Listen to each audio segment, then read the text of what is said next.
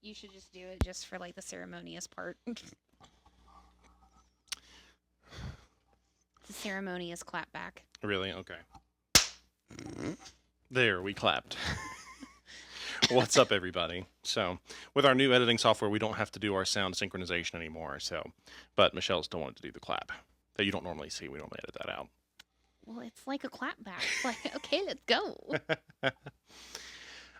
So this is the first anniversary of the podcast. We've officially been doing this a whole year. Well, today, as of recording, it's not going to be released today, but we're recording on the anniversary of the first day that we walked into a library study room. God. We really thought that the quietness, of the study room was going to be really good. We thought it would be good in the beginning, not having all the, ambient noise of being in the house with a bunch of cats. Turns out that was a mistake. Yeah, the content. Echoes. Oh my God. Yeah, the content of the first couple episodes is really good, but the echo was. Yeah, it was not. It was not fun. So. No. We learned a lot along the way. Well, and we didn't know walking into that library study room that we would be here a year later. Well, and as I've been going back and redoing the throwback episodes, hearing myself, I'm already don't like the sound of listening to my voice recorded, but it's like listening to myself now versus then. It's like, ooh. Well, because now we're more conversational. Yeah. It's a little more natural. Well, and just we're used to speaking like this for extended periods of time on camera. It was enough of a transition just getting used to the audio. Mm-hmm. But then when we started doing videos, we had to learn how to walk all over again. And I feel like we finally got into a spot where it's not that bad. It's tolerable. It's tolerable. You guys are still here. I was going to say, you can always have improvements no matter what you're doing. Yeah, yeah. I don't think we've lost anybody major. Certainly not because of, audio, video. Technical things. Yeah. So anyway, we do have some new equipment coming in, but right now the way our phones are propped up, I gotta poke my head over at the monitor every once in a while. But anyway. So, for those of you who've been following on TikTok, you've seen quite a bit of controversy in the comments section, which I think is so funny because of all the things that we've said. Yeah. Of all the shit that we have talked about, all the habits that we have gone after. It's like this can of worms with pain management is suddenly a thing. Mm-hmm. And, all the snitching bullshit, and we'll talk about it, but it really, though, it brings to light so many of the issues in real time that we've been talking about and that we want to deal with. That apparently is still prevalent. I mean, apparently we're still dealing with the emotional intelligence of 5-year-olds in some cases. It's...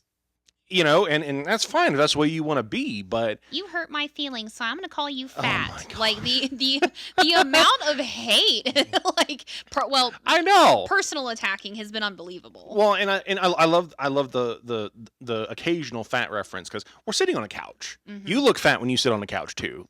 It's okay. Well, and I would like to point out, no matter how skinny I've been, even in high school, I've always had a slightly round face.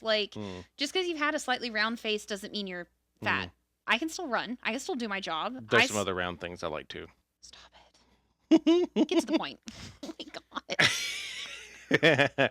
So we want to address a couple of things. And this is not like we're bitching about having haters.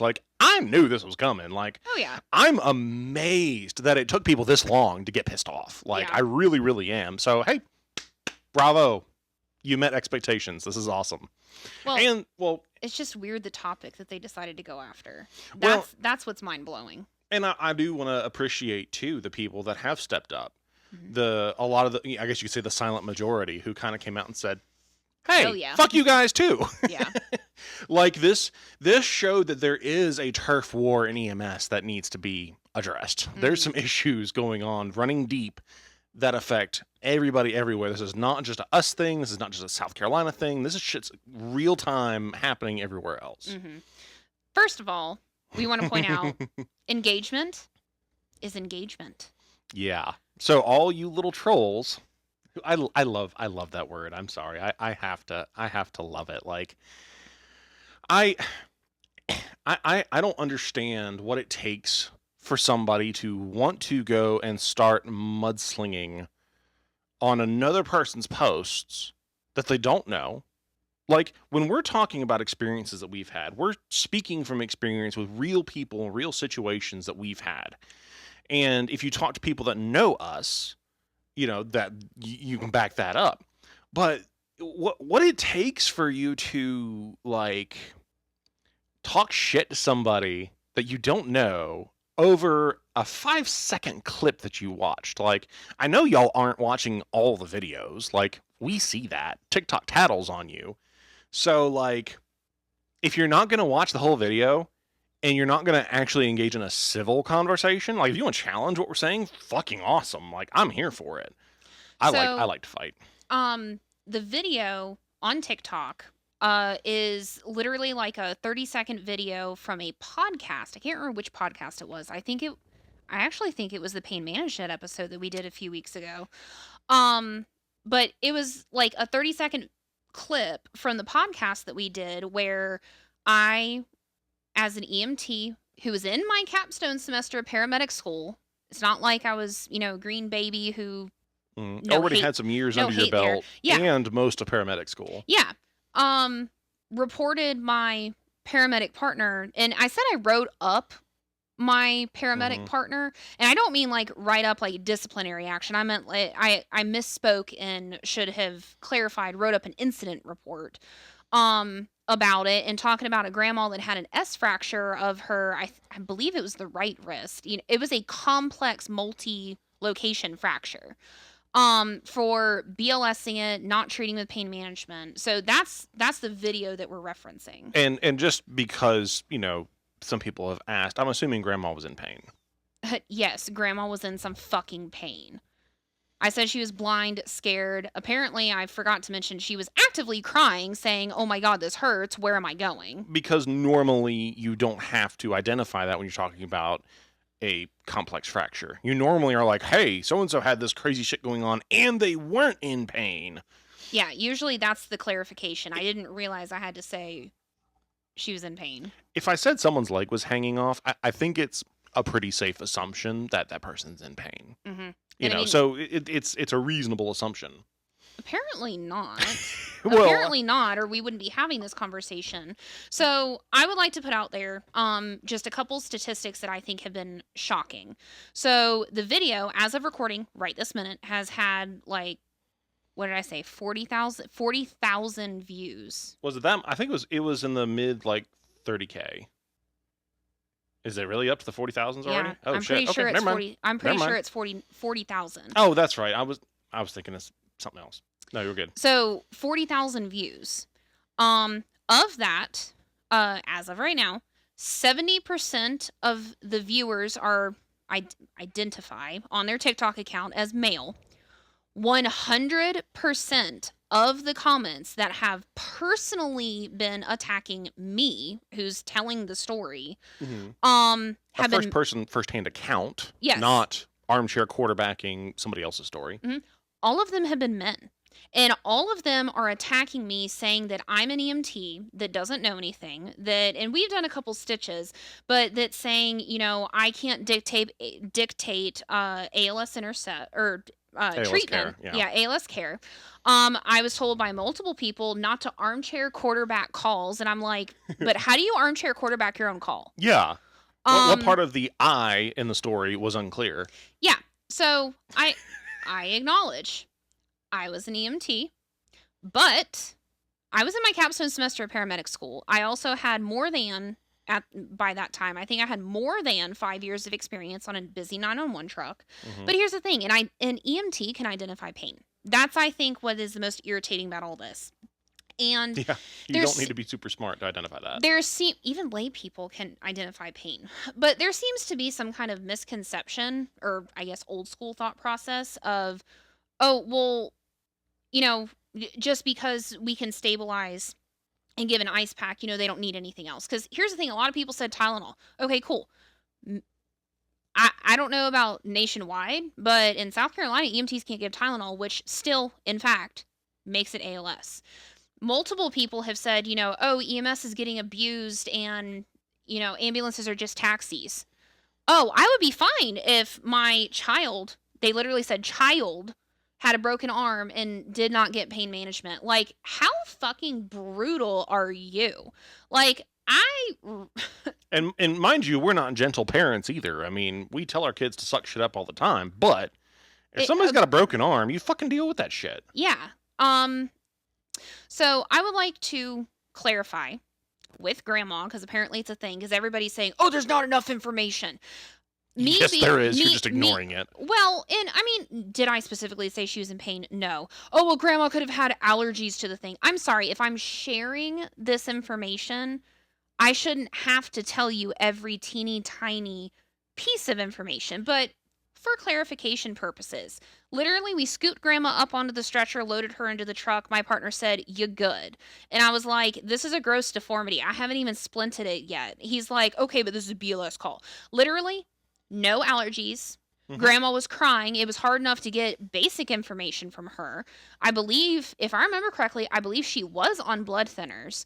Didn't even look for an IV access. It's not like grandma was a hard stick. He tried 5 times and said, okay, just kidding. Like, there was literally no assessment given whatsoever. And this paramedic has a reputation for saying, I don't crack the drug seal for anybody. And see, that's the thing is, that, like, a lot of people who are asking, well, was she in pain? Most of you wouldn't have treated it even if she was. Mm-hmm. Like, I don't even know why most of y'all are asking. Mm-hmm. I say most of y'all. The ones who are like, oh, I don't give... The nasty ones. Like, mm-hmm. I'm sorry. Stop acting like children. Mm-hmm. It's not fucking complicated. Stop acting like children. And and we talked about the gender... I don't want to say gender gap, but like in this situation, the fact that there was a disproportionate number of males that were coming after you on this. I mean, calling me names. I know, like it wasn't even the clinical care. I mean, it was the clinical care, but they were basically talking shit about me being an EMT, which I'm retelling the story as a paramedic and still have an issue with this call. Mm-hmm.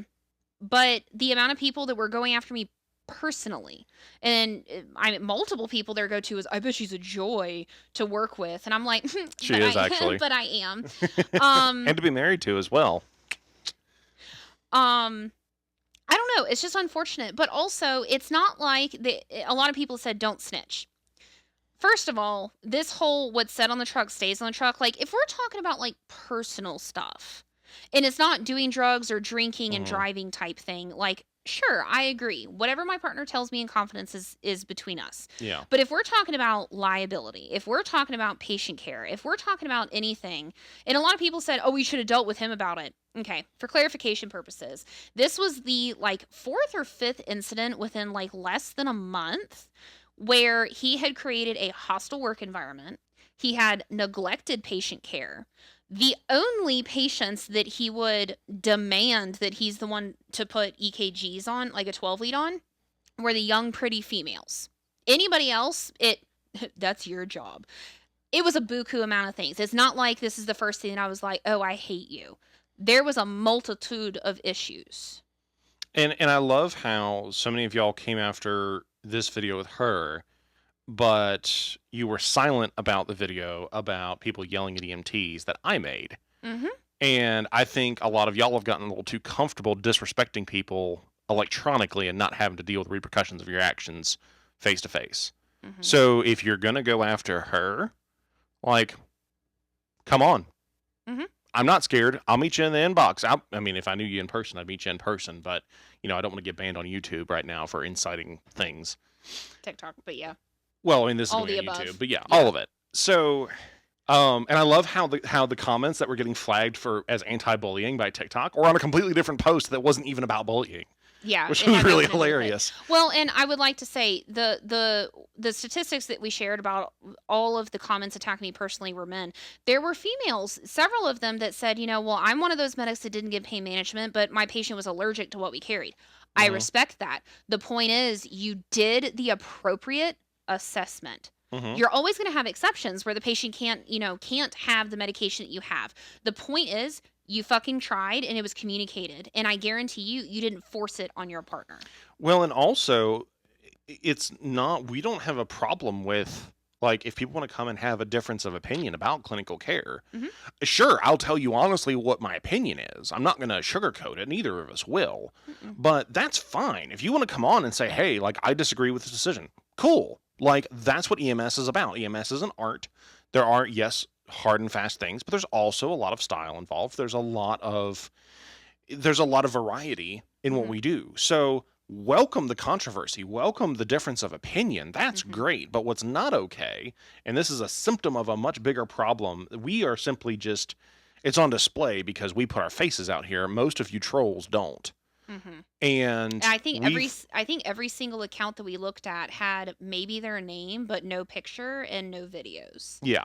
So again, this is just a symptom of a much bigger problem. I guarantee that those of you who are like this, who are these trolls, are probably not happy with your life anyway. And you're probably, I mean, whether you're great at your job or not, I don't know, because you can be a shitty person and still be a decent provider for the most part, obviously, except when it comes to pain management. But but what we're not going to allow is this uncivil name calling bullshit. Mm-hmm. Like, that's just not going to happen. If you want to come and have a civil conversation, if you want to have an argument, cool. We're here for it. Stitch our shit, comment, inbox, whatever you want to do. But what we're not going to put up with is for any, and not just for us, but for any of our followers. Like, we had one of our followers was getting attacked on a post. We're like, fuck that shit. So have some fucking civility. Just because you're on the internet doesn't give you an excuse to be an asshat. Well, and here's also two things. I guarantee you that these people, they might think it, they might say it anonymously online. They either do not actually have the balls to say this in person to literally anybody. But especially if they, met me in the street, they're not going to say it to my face. No, I guarantee you none of you fuckers would. Or these are the kind of people that talk like this in person to people, and you're just one of the most shitty human beings like on the planet. In care, but also how you treat people. And again, like we said earlier, engagement is engagement. The more you comment, the more you come argue and badger and all that, you drive up people coming to see these videos when you do that. Mm-hmm. So if you really don't like what's being said, and this isn't like, oh, I don't want to fight with you. I've been very, very checked in the comments on things that I've said and not said. Oh yeah, Daniel and I usually talk a lot before we post a comment. Yeah, like she cools me down a little bit sometimes. And so, but again, and I'm happy for us to be the people that will go and have these fights, because I think a lot of organized EMS PR steers away from this kind of stuff. They steer away from the intense controversy. I want us to grab that shit by the horns. Well, and that's fine. But it needs to be shed light on and eradicated. What I find interesting is with this video, most of the people coming at me, like personally attacking, literally it came down to I was a female EMT that had reported a male medic. And that sexism right there is pretty fucked up, because no EMT should be treated like that. No paramedic should get away with a lack of standard of care. So gender has no place in this. Sexism we all specifically, yeah. Well, I mean, yeah, that's I guess more so what I meant. And it to the people that said, I shouldn't have snitched, an EMT on a medic. You know what? As a paramedic, I would have taken that call and still reported him. I stand by my clinical decision reporting him. He should not have a certification anymore, but that, ultimately is not up to me. But the standard of care needs to be better. And unless your patient has like an allergy, there is no excuse. We've talked about pain management, I think, on two previous. It's become a big topic lately. It has become a big topic, and we have so many options. EMTs in certain areas have nitrous as an option, but even if a paramedic has nitrous, I believe that's only a bridge. Yeah, it's. And I don't understand, too, why you can't find some joy in taking away someone's pain. Like, I love being able to Not because of like a hero complex or anything like that. Fuck that shit. If you want that, go video helicopters taking off and every single time you call the bird. Like I don't no. But I don't think I've ever done that. but like, why wouldn't you find some joy if you had a kid in front of you? Say it was your kid. Say your kid gets hurt and you were able to provide care for them. Ethically, that's probably not a smart idea because you're compromising yourself emotionally as a provider. But in that situation, you would want to take your kid's pain away because you're emotionally invested in it. I hope, at least. I fucking hope. There was that one guy in the comments that straight up said no. He would be fine if his family member's child or himself did not receive pain management because it's unnecessary. I can't help you, bro. I mean, I can't help you with that. That's a personal problem. Well, that right there is the kind of person that likes pain for pleasure. Well, yeah, but just I don't understand that. Like, and I don't emotionally connect with patients. Like, I really don't. Mm-mm. Like, and I mean, Michelle will tell you, I am so like, now on the call, I'm all here. Mm-hmm. I'm all there. I go out of my way to emotionally engage with you in the sense of like, connecting with you, calming you down, building that rapport, all here for it. I will take away your pain. I will make you feel a whole hell of a lot better and at least help calm you down. Like, I enjoy doing that. I genuinely do. I don't think that's a weird, uncommon thing. Why is that so strange to people? Why is that? And I don't give it to everybody. I don't give pain meds to just whoever asks for it. Mm-hmm. But if it's clinically appropriate and someone is obviously in significant pain, treat them. Mm-hmm. Treat them. It's not fucking hard. And again, I would say you're gonna get on a soapbox in a minute. I am, but I'm just gonna. And I know we've talked about this in one of the other videos, but seriously, what are your criteria for pain management if a visible fracture doesn't count? Multiple fractures. Multiple. What do you count? What is your criteria? I don't get it. Now, something else that was kind of brought up in this video that we do want to talk about for education purposes and everything else. Like I said, we're not bitching about the feedback we're getting in the videos. We're just putting out there that the way people are okay talking to each other within this field is not okay. Mm-hmm. Attacking each other is not okay. Well, but as a side note, I meant to say this earlier. We're dealing with this shit with like middle schoolers right now. Middle schoolers. Our daughter. Yeah. Dealing with people that talk like this. Yeah. Grow the fuck up. Like, seriously, grow the fuck up. I believe like 40% of the engagement on the post was aged between like 34 and 44. Like, seriously. You're middle-aged. Why are we going back to middle school? Anyway, sorry, I had to throw that in there too. Like, stop acting like fucking children. It's fun. I will go after you, but stop it. Now, with pain management, I have had several, like, let's take traumas, for example, where the transport time was so short and there was so much to do, even though they had, gross deformities, open fractures, etc. I didn't get to pain management. Obviously, apparently I have to fucking clarify. Clinical decision making, you sometimes have to prioritize ABCs, trauma assessment, stop the bleeds, shit like that. Mm-hmm. Obviously, treat the patient appropriately, but if time allows, whether it's the distance of transport or like grandma who's stable but has an open fracture and is in pain, treat the fucking pain. There's always, an it depends situation, which brings us to a next topic that was actually brought up with this video. But I guess I would like to clarify because I feel like we've talked about this sometimes. In the video, I talked about the paramedic ended up not driving us to the closest appropriate facility.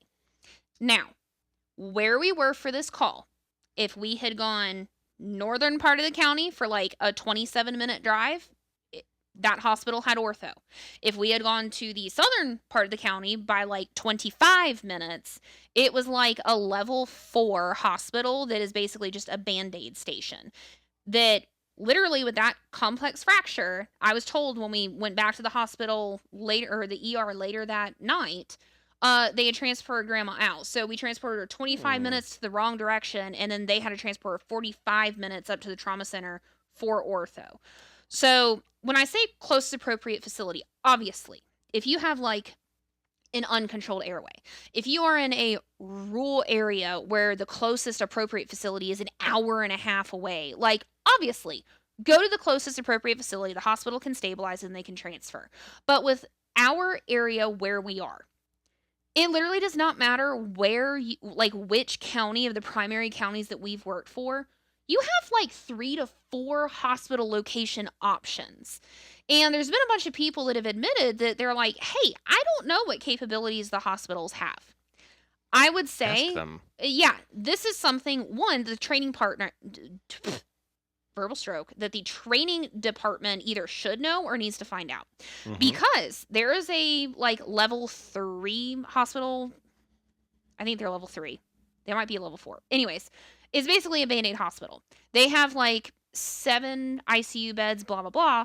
But they can do ortho surgery if it's during the day, Monday through Friday. So, like, you can take a broken hip to that hospital as long as it's Monday through Friday during the day. Besides that, they have to go to the trauma center. You know, there is a hospital locally that is a level 3 trauma center, but they can take STEMIs and they can take strokes as long as it's less than a race of 4. You have to know this shit.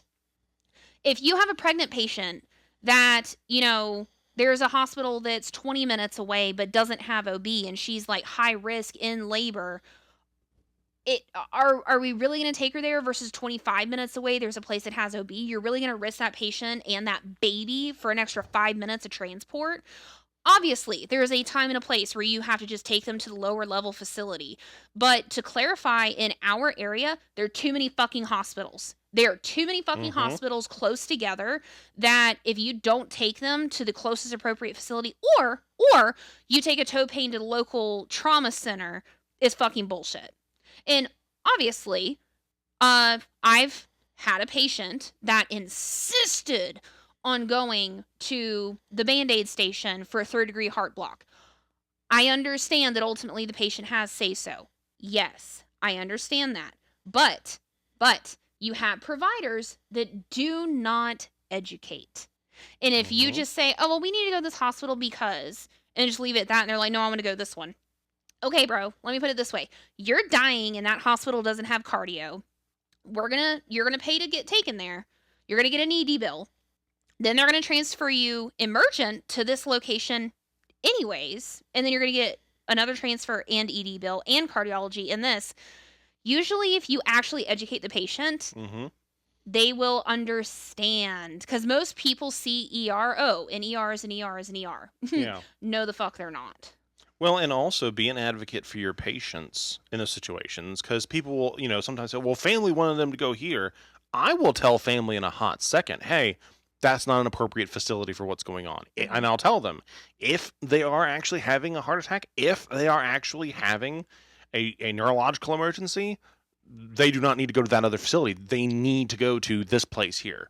And so if your patient's not pushing back, fuck everybody else. Do what you're going to do. Take care of your patients. Well, and listen, there was a time that I can't even remember what rhythm it was, but I had a patient that it was in a stable situation. I was treating the rhythm and they wanted to go to the local cardiac center. I was like, cool, let's go. Halfway through transport, we had just crossed over county line and she went unresponsive. She was unstable. I could literally see the closest appropriate facility, so we pit stopped. But that's because of stability of patient. That brings up another thing that I was thinking about with this too, because I love how everybody's like, oh, well, take them to this other place so they can stabilize and then send them out. I think we need to address how we're defining stabilizing. Yeah. Stabilization is not initial treatments. No. Stabilization is you have some shit going on that you are not qualified to manage. Yeah. Period. The end. So, yes, a complex wrist fracture, arm fracture, whatever you want to say. We can manage that. You can manage that if you would actually give some pain meds. Yeah. But that's not an unstable patient. That is a patient that needs a specialty of sorts, especially 80 years old, but they're stable. So, no, you don't need to go take them to an ER that can just come and look at them and say, yeah, I can't fix you. I'm going to send you somewhere else. That's not stabilization. And that's laziness. That's fucking laziness if you're doing that shit, because what you're actually doing is dumping a patient for your own convenience somewhere they don't need to be.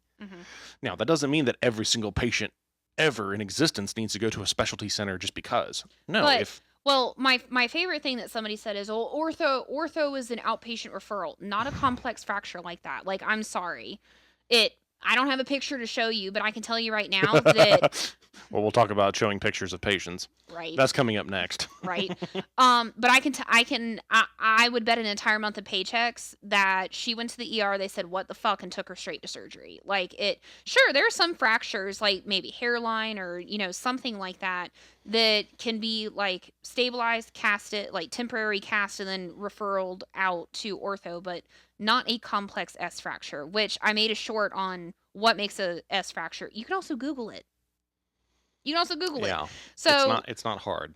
yeah, so when we say closest appropriate facility, I understand the rural areas, you are very limited in resources, in hospitals, all the rest of it, but very specifically in our area, there are too many fucking hospitals. In one county that we live in, there are 3 hospital locations, technically 4, it's out of county, but like by 2 miles.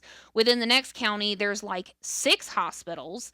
The next county, there's like 4. So there are way too many fucking hospitals. And when like Daniel said, for stabilization, it's you're already providing treatment and the patient is getting worse. So like if you have a respiratory patient, call an RSI. Granted, I understand there are some counties that don't RSI, but if you are doing everything that you possibly can, just because you RSI'd a patient doesn't mean you have to stop at the Band-Aid hospital that doesn't even have respiratory. You can manage that patient for an extra 10 minutes. Maybe you need an extra set of hands. Fine. Call for another ALS intercept, even if you're an ALS provider. Yeah. But get them to a hospital that the doctor's not going to look at them and go, oh, well, you given all the meds that I would give. Guess we need to transfer. And there's some situations where if you are in a like crash airway situation and you have to stop at a Band-Aid station, you may have to pony up and tell that doc to do his job. Yeah. Because those docs can cut throats. Not every medic, at least not around here, not every street medic is allowed to do that, at least not in this state. So you have to take the initiative. You have to step up and advocate for your patients. And the way we loosely define stabilization, well, okay, if you're applying that same logic to, say, a STEMI, you would just take a STEMI to whatever the closest place was so they could stabilize them. No, you take them even if it takes you another hour. Well, or you fly them. And guess what? Flight is going to not just treat, they're going to treat in the air. They're also going to give pain management. So, point being, and again, there's some people that we run into in the comments who, your comments are uneducated. Not saying you are, but your comments are not thought through. They're not educated. They're not up to date with medicine. And they really, even when you're attacking, say, Michelle, you're showing a whole lot more about your character and your patient care than you are saying anything about us. So don't act like you're doing anybody an honor by coming on and being a cynical asshat who thinks that you should undertreat things, that you should withhold treatments by default. It's not helping anybody. Well, and here's the thing. The thing with the comments that are public, anybody can read them. But also what we're getting ready to talk about next is everybody wants better pay. Everybody wants EMS to get better. But you're literally openly showing the public how shitty of a person you are. And if that's the case, it falls badly on everybody. Like, this is not just us complaining. It's we need to do better with patient care. We need to do better with how we treat each other. You can not like somebody personally, but acknowledge that they have decent patient care. There are also plenty of people that I like as a person. I'm like, shit, they should not be, whatever kind of provider. This is not their calling. Yeah, this is not their calling. You can have two things that are correct at the same time. An old partner of mine said it best. He said, when you're at work, don't say anything that you're okay with everybody knowing. And I think the same is true for these TikToks. Like, just because you anonymize your account, which is fine, I'm all about personal information security, but just because you make it anonymous doesn't mean that it can't come back to bite you. It's biting all of us. These shit patient care comments are going to bite everybody. The industry is moving towards more aggressive, progressive medicine. You know what? That's what cracked me up. Several people told me that me demanding pain management for my patient is me acting like a doctor to stay in my lane.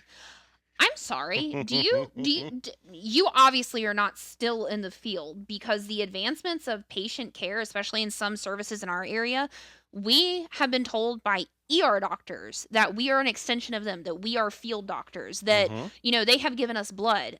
There was one service, we had 7 pressers, like 6 narcotics, like, and you're telling me to stay in my lane? I'm sorry. I think pain management is like one of the easiest things that a paramedic can do. Well, and think of it too, paramedics and EMTs, their license, certification, however you want to call it, is authorized by medical control. Yeah. So really, you're just 2 kids that answer to the same parent. Yeah. So you can bitch at each other all you want. You can fight and argue and quibble, but guess what? You still answer to the same dad. So it's right? like trying. Sorry, I couldn't help it. Of course, you had the mommies out. They said, "Mommy." Well, yeah. But just, so have some fucking humility. You were an EMT once.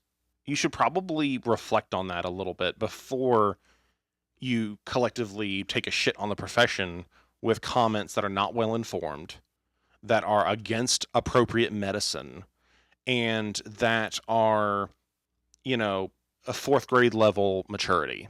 Well, I think part of the problem too is we've talked about this so many times. I don't understand why we're shitting on EMTs.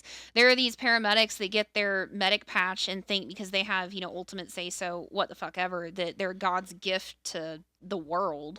And yeah, and I don't love it. Oh, well, that's a BLS downgrade. We got told that I can't tell you how many times. And my answer to that is, if you personally want to BLS something like the S fracture, fine. But you should still ride the call. You should still chart, because sitting still, they might not be in pain. As soon as you start bumping, I don't know how all the other roads are, but in the state of South Carolina, our roads suck ass, and you're doing like this in like potholes every 2 seconds. They may become pained during transport. So you're either going to say, oh, well, tough shit, you said no 5 minutes ago and I'm not going to change it, or you're going to have to pull over. You're going to have to change providers, which is going to delay. Somebody was bitching about taking too long to turn over calls. Fucking suck my dick. Like, hers is bigger than yours, I can promise you that. Really. But all of this kind of brings us to what we want to bring up next. So some kind of like controversial thing has kind of been going on in the upstate of South Carolina, which all of it has made the news. This is all public information. We're going to, normally, as hopefully all of you have noticed, we don't mix names with tails here. We don't name services unless there's the occasional, like, hey, this service is doing this program or something like that. Yeah, we've done it a couple times. But for the most part, especially if we're, speaking negatively, it's not like, oh, we're trying to hide from those people. No, it's just common sense. Well, and it's respect. Yeah, but in this situation, multiple news agencies, I think I've counted like 5 or 6 at this point. Yeah, this is becoming a problem, and I think it's interesting because the agency involved is Greenville County EMS in the upstate of South Carolina, and I have to throw in a caveat here that no, neither of us have ever worked for Greenville County. We have many friends, many friends who have or still do work there. And students, I can't tell. Yeah. So what we're saying is public information, is not rooted in he said, she said. That would be a whole different conversation that we could all have, because as you all know, EMS is a small world. We know. But for the show, we want to stick with the facts and the lessons that can be learned from this situation, and hopefully Greenville County will do this as well. Greenville County has been in the news multiple times for issues with pay, with staffing, with a host of issues. Which, I mean, everybody... Well, but there was like whistleblowers about some things. There was a lot of stuff. But the particular situation here... So Daniel's reading directly from a local news source. Well, I'll give some context first. There's a place, again, it's identified here in the article. It's called Frankie's Fun Park.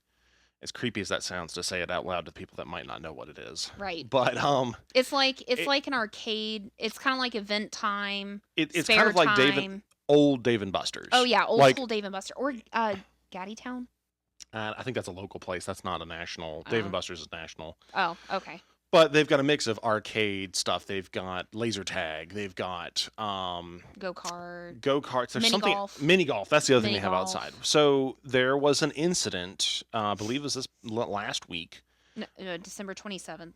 Oh, it's pardon in me. the article. Yep. So a little over a week ago, where a minor was injured and killed on the go-kart track. There was a collision on the track. And which is sad and awful on its own right. Mm-hmm. Like, just aside from any of the rest of this, that's fucking tragic. Mm-hmm. And obviously our sympathies go out to that family dealing with that, because I couldn't imagine. He was at work, working before the park opened. They were doing like testing or something.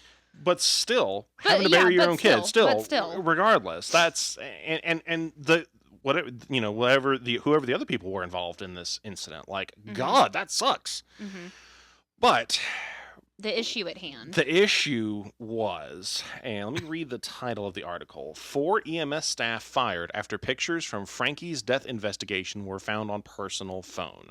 So the Greenville County spokesperson, Bob Mihalik, I'm not sure how to pronounce his name, I apologize. It's in the article.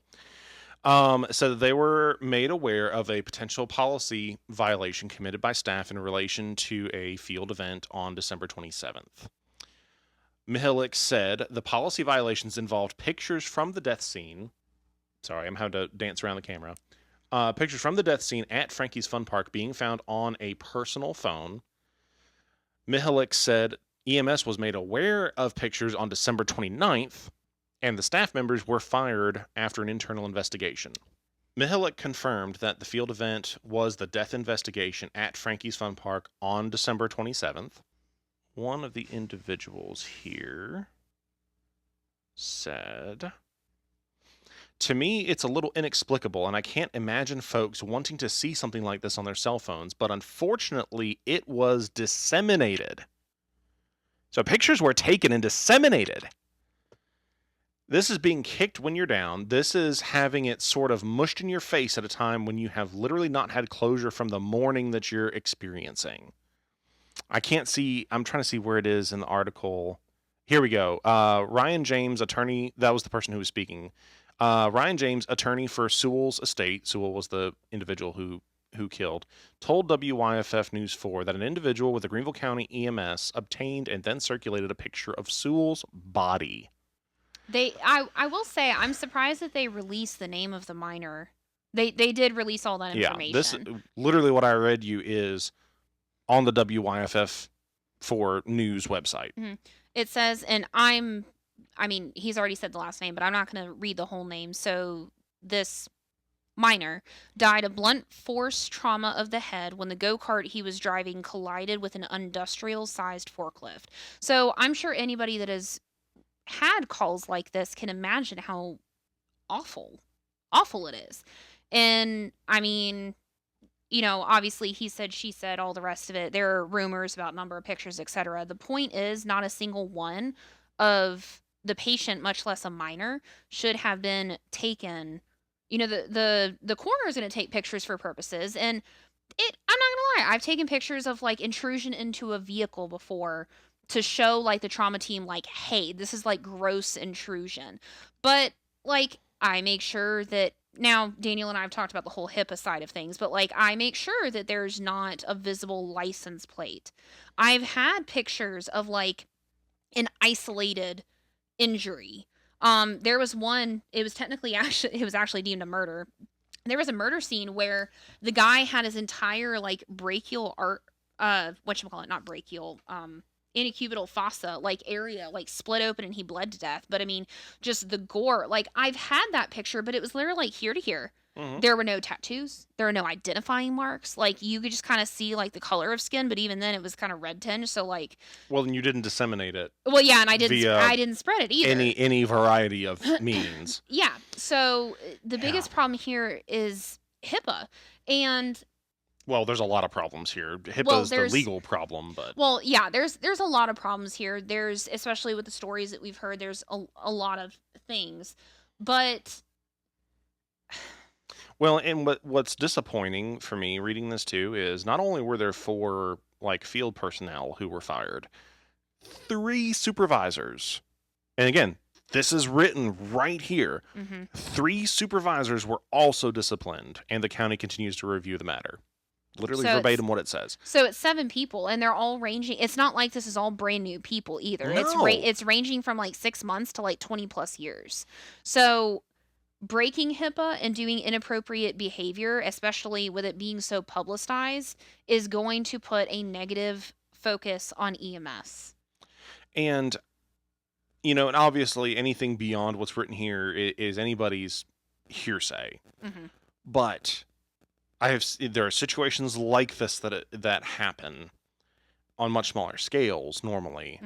And often there's a lot of senior providers that, whether or not they were the offending party, they perpetuate the problem.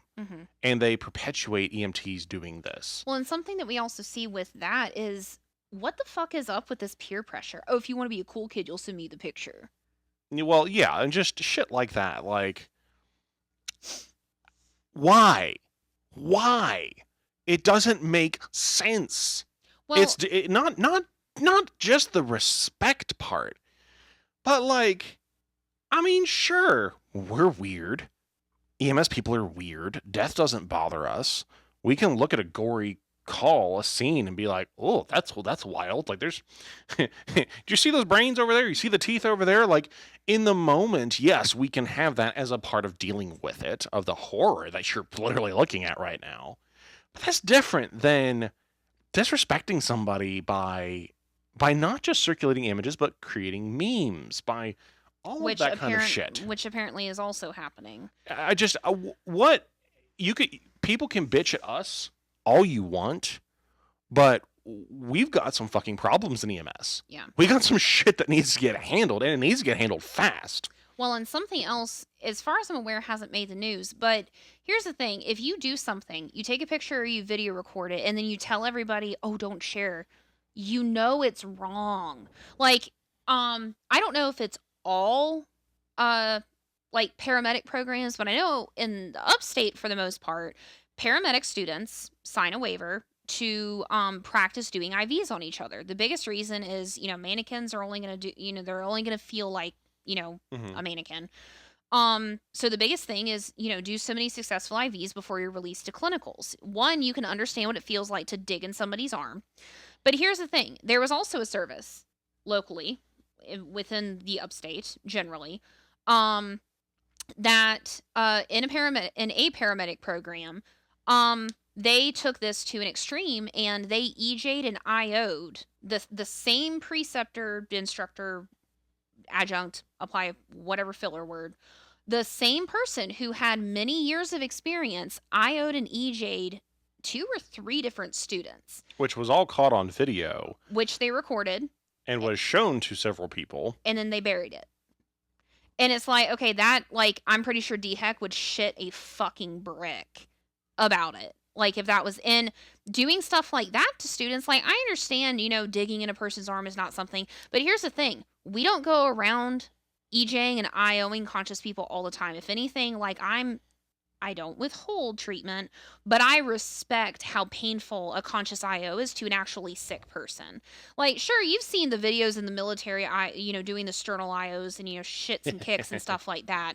But, like, what the fuck, people? If you take pictures and, video and then bury it, it's fucking wrong. And that was to students. That wasn't even to patient. Like, there's just... It's just, again, it's a symptom. It's a symptom of us being too casual with the shit that we see. And I say this as someone who has a very dark sense of humor. Yes. Who we privately will make jokes.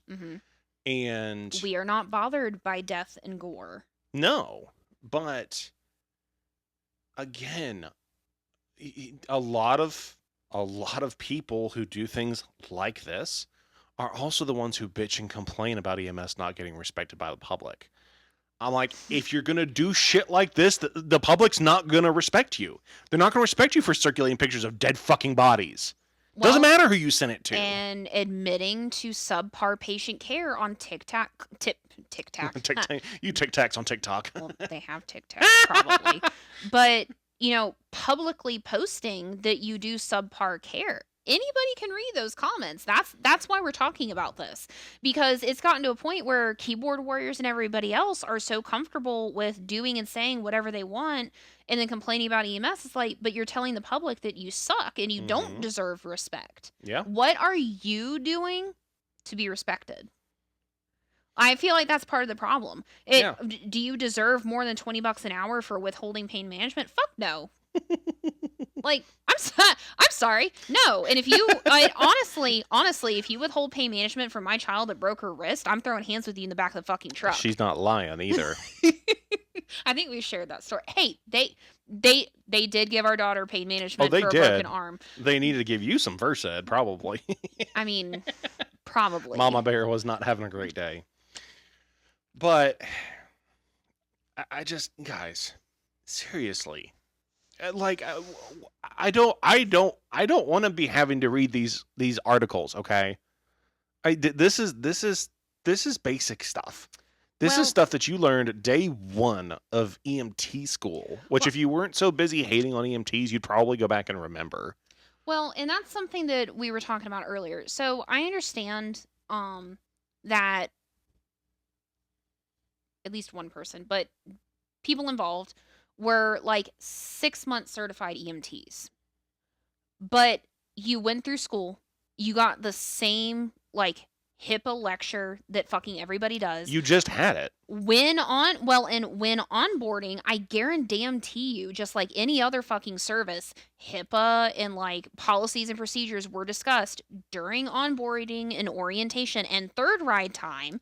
And second ride time, all of this is discussed, but I think a big problem here is when you have the senior people, whether it's EMTs or paramedics, but the people that have been in, EMS and are seen as like this elevated person because of years of experience, which is fucking bullshit.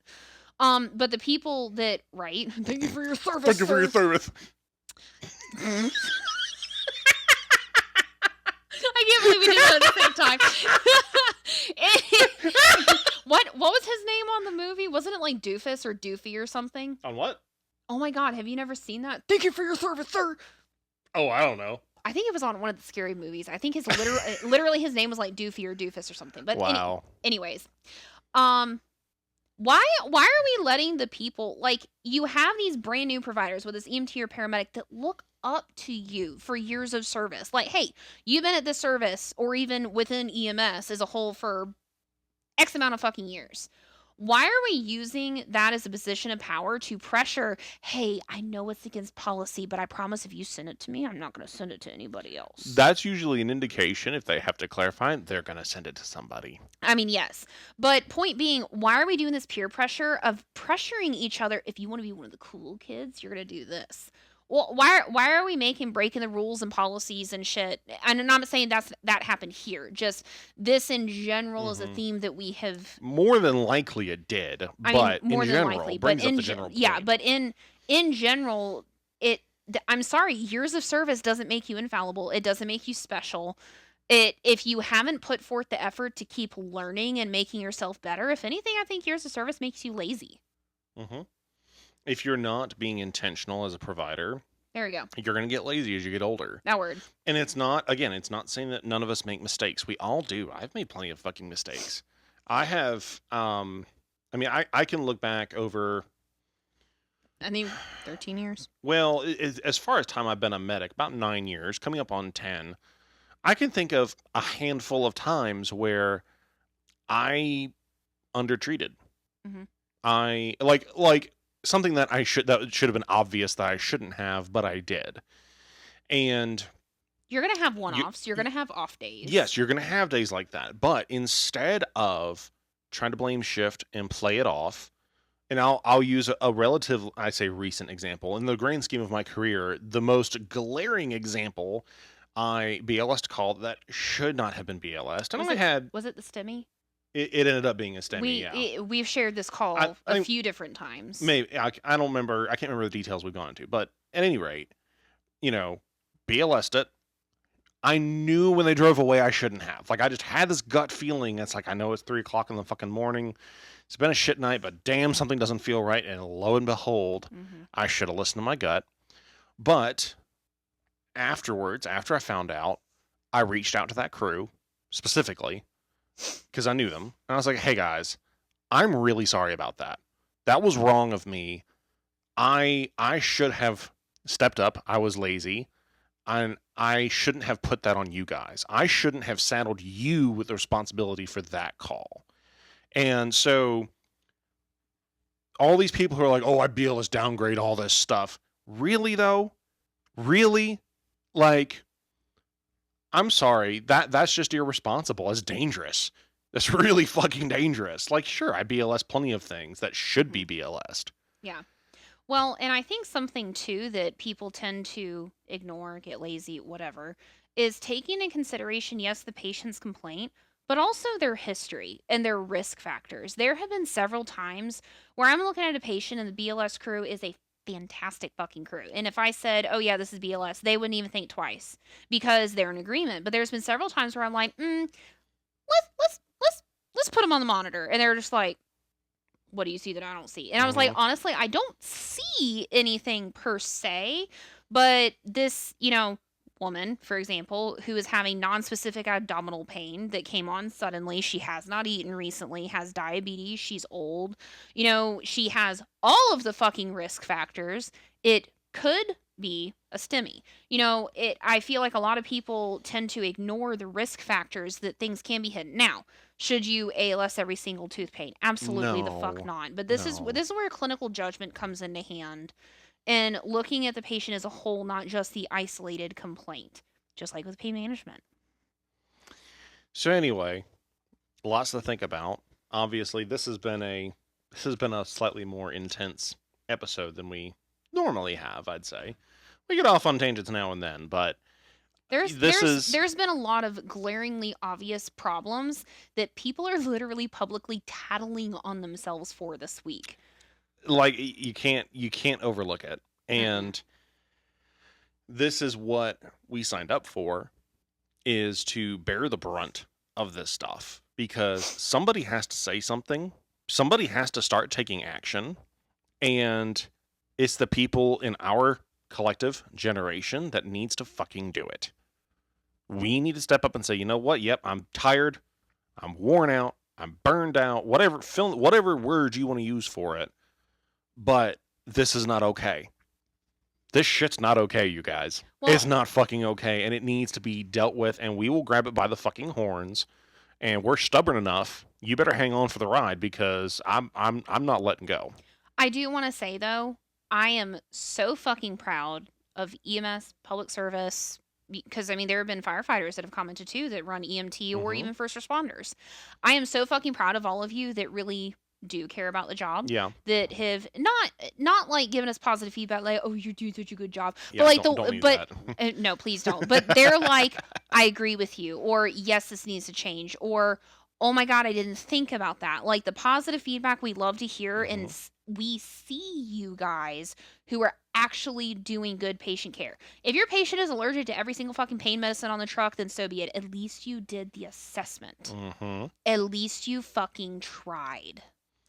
To be completely honest, and I guess at least from my side, I'll close with this. I actually want a certain level of bullying, and let me clarify that. Oh dear God. No, I want all the people that are trying to glorify subpar care. I want you to feel uncomfortable. I want you to feel ostracized by this. If you're gonna dig your heels in, yeah, you need to get out of EMS. You're not going to be welcome here much longer. Or you can unpack a little empathy, a little compassion, and a little bit of forethought into your job. So the choice is yours. You can either come along for the ride and make EMS better, or get the fuck out of the way. Well, and not just for patient care, but the way we treat each other. Don't make it. People were making assumptions about Daniel and I's personal lives as well in the comments. Like, we all don't know each other. Making assumptions, just because I'm a female, just because I was an EMT, I couldn't tell that somebody was in pain. You can have EMTs, whether they're brand fucking new or 5, 10, 15, 20 years. I had a lot of knowledge just from my life that I've lived leading into this job. You don't know where people come from. So don't just assume because of a cert or lack thereof or whatever that they're uneducated. Because I've met a lot of EMTs that care a whole lot more about their patients and about doing the job right than some medics. And that's a shame. That's a shame. It should be mutual. It should be both sides caring equally and focusing on rendering quality patient care and working together. And we need to get back to that. We really do. This has gone on long enough. This needs to be done. We need to start bullying the bullies. We need to start bullying the people that are shitting on their patients and shitting on their partners. That's not going to be tolerated anymore. So you either change or get the fuck out. So I do want to clarify. I understand that there are some EMTs that bully everybody. EMTs, drivers, paramedics. In general, talking up, talking down, the way we talk to each other needs to fucking stop.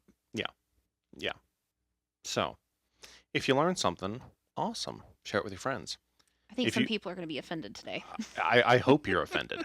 I really hope you are. I hope you get your feelings hurt and you go get mad about it and you want to start typing because guess what? You're going to drive more people to come and see this, and the people that actually care are going to step up more. Well, here's the thing that cracks me up, though. Anytime somebody said something about, oh, this isn't the full story, literally my comment back was, well, this is just like a 30-second snippet of the podcast. Why don't you go listen? 99% of the time they said, no. It's like, okay, then why do you have an opinion? Okay, cool. Good for you. Anyway, tell your friends, whether you liked it or not, still tell them about it. And we'll see you guys next time. Bye-bye.